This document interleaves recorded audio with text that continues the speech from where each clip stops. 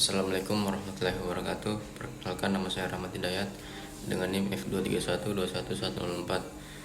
Saya merupakan salah satu mahasiswa di Universitas Tadulako, jurusan Arsitektur, program studi Teknik Perencanaan Wilayah dan Kota. Kali ini saya akan membuat video untuk memenuhi salah satu mata kuliah, yaitu perencanaan kota. Perencanaan kota adalah perencanaan tata ruang kota yang mencakup segala aspek kehidupan dalam masyarakat dalam perencanaan perkotaan. Dalam perencanaan perkotaan ada beberapa elemen dan saya akan menjelaskan 8 elemen oleh Hamid Sirvani. Yang pertama yaitu tata guna lahan atau land use.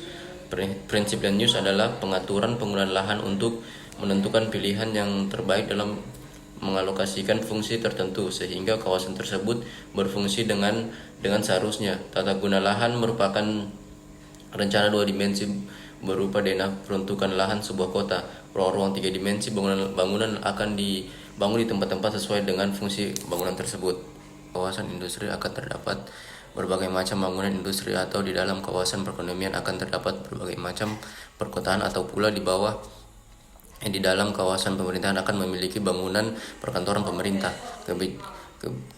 Kebijakan tata guna lahan juga membentuk hubungan antara sirkulasi parkir dan kepadatan aktivitas pembangunan individual. Terus yang kedua yaitu bentuk dan massa bangunan, building form and massing. Bentuk dan massa bangunan ditentukan oleh tinggi dan besarnya bangunan, KDB, KLB, sempadan, skala, material, warna, dan sebagainya.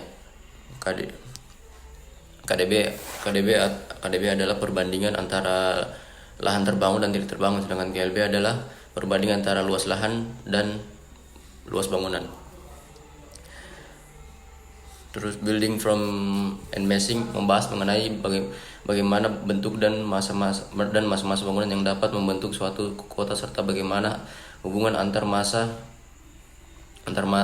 banyak bangunan yang ada pada penataan suatu kota.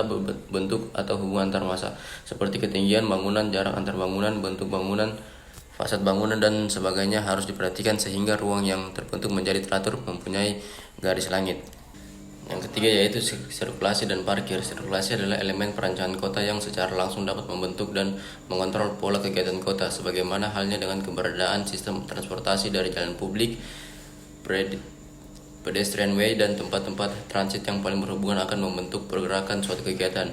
Sirkulasi di dalam kota adalah salah satu alat yang paling kuat untuk menstrukturkan lingkungan perkotaan, karena dapat membentuk, mengarahkan, dan mengendalikan pola aktivitas dalam suatu kota. Selain itu, sirkulasi dapat membentuk karakter suatu daerah, tempat aktivitas, dan tempat sebagainya. Terus tempat parkir yaitu mempunyai pengaruh langsung pada suatu lingkungan, yaitu adalah kegiatan komersial di daerah perkotaan dan mempunyai pengaruh visual pada beberapa daerah perkotaan. Penyediaan ruang parkir yang paling sedikit memberi efek visual yang merupakan suatu usaha yang sukses dalam perencanaan kota. Yang keempat yaitu ruang terbuka atau open space, selalu berhubungan dengan landscape terdiri dari elemen keras dan elemen lunak. Open space biasanya berupa lapangan, jalanan, sempadan, sungai, taman, makam, dan sebagainya.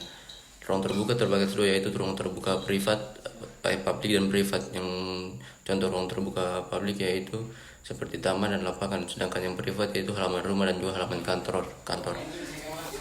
Yang kelima yaitu jalur pejalan kaki. Sistem pejalan kaki ada 3, yaitu mengurangi, yang pertama yaitu ketergantungan dari kendaraan bermotor dan dalam areal roda. Terus yang kedua, meningkatkan kualitas lingkungan dan dengan memprioritaskan skala manusia. Yang ketiga, lebih mengapresiasikan aktivitas PKL dan mampu menyajikan kualitas udara. Elemen pejalan kaki harus dibantu dengan interaksinya pada elemen dasar desain tata kota, dan harus berkaitan dengan lingkungan kota dan pola-pola aktivitas, serta sesuai dengan rencana perubahan atau pembangunan visi kota di masa yang akan mendatang. Yang keenam yaitu aktivitas mendukung. Aktivitas mendukung adalah kegiatan semua fungsi bangunan dan kegiatan-kegiatan yang mendukung ruang publik suatu kawasan kota. Bentuk activity support antara lain dan taman kota, taman rekreasi, pusat perbelanjaan, taman budaya, perpustakaan, pusat perkantoran, kawasan PKL dan pedestrian, dan sebagainya. Ikuti segala fungsi dan aktivitas yang memperkuat ruang terbuka publik, karena aktivitas dan ruang fisik saling melengkapi satu sama lain. Pendukung aktivitas tidak hanya berupa sarana pendukung jalur perjalanan kaki ataupun plaza, tapi juga mempertimbangkan guna dan fungsi elemen kota yang dapat membangkitkan aktivitas seperti pusat perbelanjaan, taman rekreasi, alun-alun, dan sebagainya. Yang ketujuh yaitu signature, yaitu penandaan atau signature atau signage. Signage merupakan suatu elemen visual yang menjadi alat bantu untuk menginformasikan masyarakat pemakai ruang kota.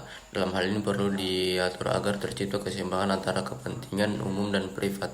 Adapun dampak visual, signature tidak boleh terlalu berlebihan sehingga dapat mengurangi kesemrawutan dan persaingan dengan rambu-rambu lalu lintas meskipun sangat diperlukan. Contohnya seperti penanda jalan. Yang terakhir atau yang ke-8 yaitu preservasi dalam perancangan kota adalah perlindungan terhadap lingkungan tempat tinggal, pemukiman, dan urban place yang ada mempunyai ciri khas seperti halnya perlindungan terhadap bangunan bersejarah. Manfaat dari adanya preservasi antara lain yaitu peningkatan nilai lahan, peningkatan nilai lingkungan, menghindarkan dari pengalihan bentuk dan fungsi karena aspek komersial, menjaga identitas kawasan perkotaan.